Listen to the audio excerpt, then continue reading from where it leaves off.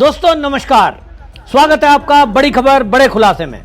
दोस्तों बांग्लादेश में जैसे ही सेना का मूवमेंट शुरू हुआ, अब लोगों को लगने लगा है कि कुछ बड़ा होने जा रहा है। मैंने आपको बताया था कि बांग्लादेश के अंदर जिस तरह से जो वहां पर मोहम्मद यूनुस है वो एक तरफ अमेरिका से नजदीकियां बढ़ा रहे हैं, दूसरी तरफ चीन को वो अपना वहां पर एयरबेस सौंपने की तैयारी में है। और ऐसे में शेख हसीना जो कि पूर्व प्रधानमंत्री हैं, जिन्होंने इंडिया में शरण ले रखी है, अब वो एक्टिव हुई हैं और उनका एक बयान सामने आ गया है जिसके बाद यह समझा जा रहा है कि बांग्लादेश में बड़ी उथल पुथल कभी भी हो सकती है। यह भी कयास लगाए जा रहे हैं कि मोहम्मद यूनुस को गिरफ्तार किया जा सकता है। सेना सड़कों पर है, सेना ने टैंक तो बख्तरबंद गाड़ियां वो जगह जगह चौराहे पर खड़ी कर दी हैं, क्योंकि आशंका है कि यदि मोहम्मद यूनुस को गिरफ्तार किया जाता है तो बड़े पैमाने पर बांग्लादेश में हिंसा हो सकती है। ऐसे में शेख हसीना ने ये जो मोहम्मद यूनुस है इसकी सरकार को अवैध करार दे दिया और उनका एक बयान सामने आया है। उन्होंने कहा कि देखिए, सिर्फ एक आतंकी हमले के बाद हमने एक सख्त कदम उठाए, कई लोगों को गिरफ्तार किया, लेकिन अब बांग्लादेश की जेलें खाली हैं। यूनुस ने ऐसे सभी लोगों को रिहा कर दिया और अब बांग्लादेश में उन आतंकवादियों का ही राज है। यह अपने आप में बहुत बड़ा बयान है कि शेख हसीना यह कह रही हैं कि बांग्लादेश के अंदर जो सत्ता है इस समय वो आतंकवादियों की है, कट्टरवादियों की है। वहां जिस तरह से नरसंहार हुआ है हिंदुओं के साथ, महिलाओं को बलात्कार किए गए, जलाया गया, घरों को लूटा गया, दुकानों को लूटा गया, एक तरह से अराजकता का माहौल है। जिस तरह से शेख हसीना के सत्ता से हटाने का तख्ता पलट हुआ, उस समय भी बड़े पैमाने पर हिंसा हुई थी, सड़कों पर तांडव हुआ था और यह बताया जा रहा था कि उसके पीछे सारी कट्टरवादी ताकतें हैं। अब वो कट्टरवादी ताकतों ने ही जो मोहम्मद यूनुस है उसको सत्ता में बनाए रखने के लिए सारी तिगड़म बिड़ाई है।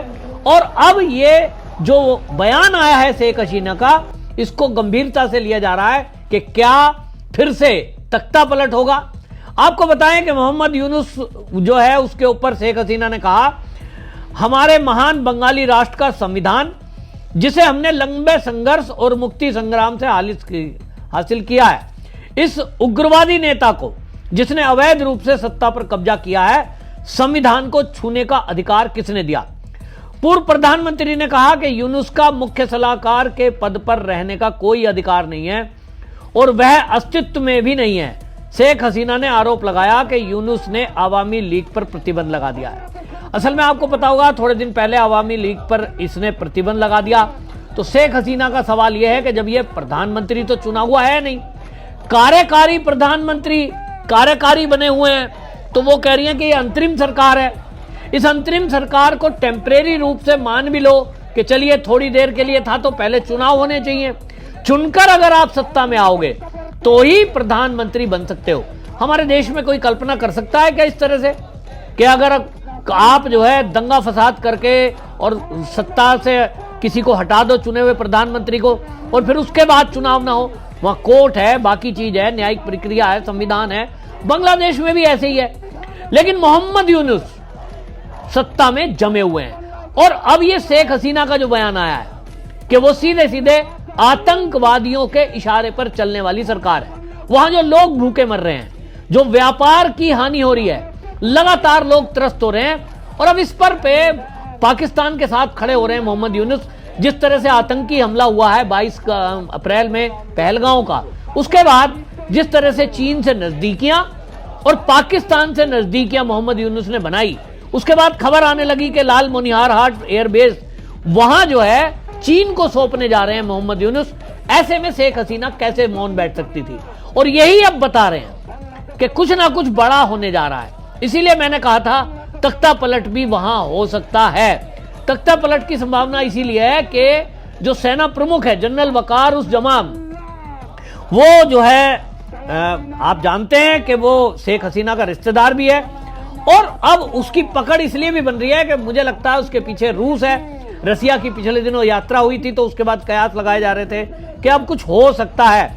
क्योंकि देखिए, रसिया ये नहीं चाहेगा कि चीन मजबूत हो जाए, रसिया ये भी नहीं चाहेगा कि अमेरिका उससे मजबूत हो जाए।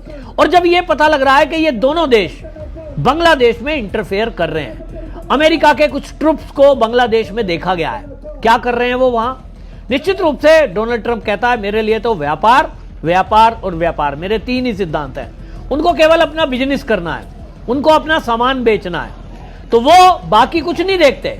लेकिन भारत के लिए दोनों को देखना एक जो परिस्थिति है हमारे लिए, अगर हम ये देखें कि हमारे लिए कौन हित में है कौन अहित में है, तो चीन हमेशा विस्तारवादी नीति के लिए जाना जाता है। अमेरिका हमारे देश में उस तरह की इंटरफेयर नहीं करता, उससे हमें कोई दिक्कत भी नहीं है।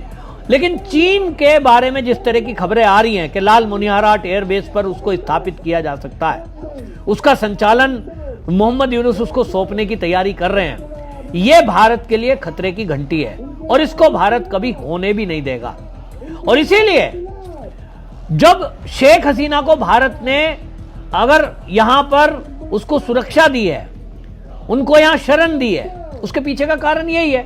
दुनिया की कई महाशक्ति और बांग्लादेश ने तो कई बार धमकाया कि साहब ये हमारी दोषी है, आप कैसे रख सकते हो।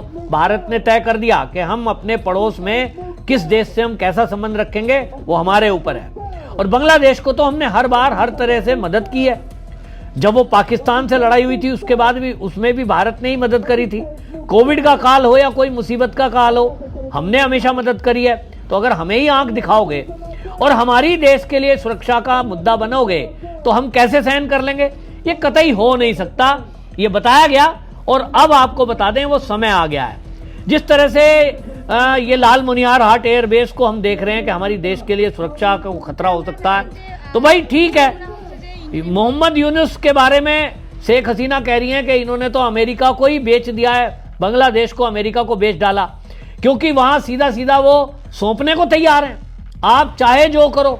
तो ऐसी स्थिति में कोई देश का राष्ट्रभक्त हो व्यक्ति को कैसे चुप हो सकता है? शेख हसीना के लाखों फॉलोवर देश के अंदर हैं और वो वाकई में अब आंदोलन भी रद्द कर रहे हैं और आंदोलन कर रहे हैं। उनकी मांग यही है कि ये यूनुस को हटाओ और वहां चुनाव कराओ, चुनाव के बाद में कोई भी पार्टी आ जाए वो फिर अपनी सरकार चलाओ। लेकिन ऐसा व्यक्ति कोई भी पोस्ट पर नहीं बैठा होना चाहिए, पद पर नहीं होना चाहिए, जो अपने देश की सुरक्षा को खतरे में डालता हो, अपने देश को ऐसे लोगों को बेच डालता हो, यानी उनके सामने गिरवी रखने जैसी स्थिति हो गई कि आप यदि किसी दूसरे देश की सेना को वहां और लोगों को वहां बिठा दोगे, उन्हीं से पता नहीं कौन कौन से सौदे कर लोगे। इसीलिए शेख हसीना को कहना पड़ा। और उन्होंने कहा कि यह गठजोड़ है, आतंकवादियों का गठजोड़। तो हम डोनाल्ड ट्रंप को भी देख रहे हैं कि उन्होंने केवल अपने बिजनेस को आगे रखा हुआ है, उसमें वो अब ये नहीं देख रहे कि उनकी विचारधारा कैसी है। हम देख रहे हैं तुर्की से उन्होंने संबंध बना दिए, पाकिस्तान के सपोर्ट में खड़े हो गए। मतलब डोनाल्ड ट्रंप का, जैसे मैंने कहा ना, 3 सूत्री कार्यक्रम है और वो है व्यापार व्यापार व्यापार। लेकिन भारत को अब ये देखना होगा, और भारत ने जब ये चीजें नोट की हैं तो निश्चित रूप से भारत चुप नहीं बैठेगा। और इस समय शेख हसीना को भी अब एक्टिव होने का समय आ गया है। और जिस तरह से सेना की मूवमेंट है, मैंने जैसा आपको पहले कहा, किसी भी पल वहां ये सेना एक्शन कर सकती है, यूनुस की गिरफ्तारी हो सकती है। और यूनुस की गिरफ्तारी होगी तो क्या होगा? निश्चित रूप से उसके जो गुर्गे हैं और जो आतंकी संगठन है वो सड़कों पे आएंगे। सड़कों पे आएंगे तो कत्लेआम कर सकते हैं। इसी तैयारी में सेना ने मोर्चा संभाला है।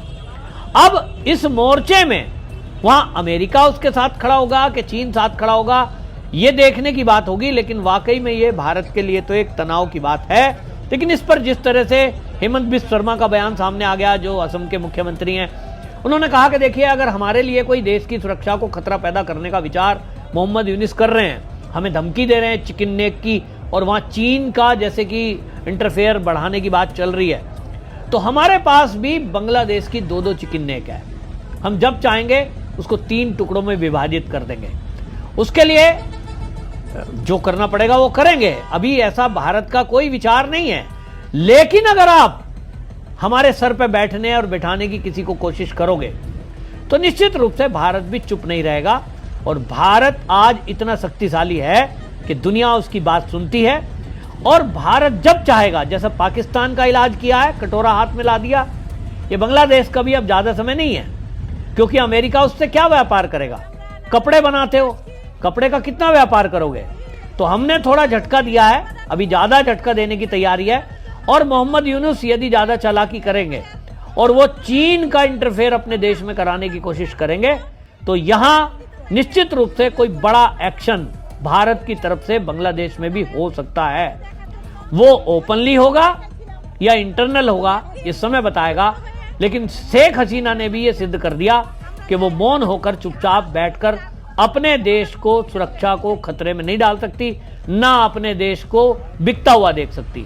राष्ट्रभक्त की यही पहचान होती है। तो इसलिए मोहम्मद यूनुस के लिए शेख हसीना का बयान एक चेतावनी के रूप में है, और उन संगठनों के लिए भी शेख हसीना का बयान चेतावनी है जो यूनुस के सहारे आतंकवाद को फैलाना चाहते हैं या भारत के लिए खतरा बनना चाहते हैं। आपकी इस पर क्या राय है, कमेंट में जरूर लिखिए। वंदे मातरम।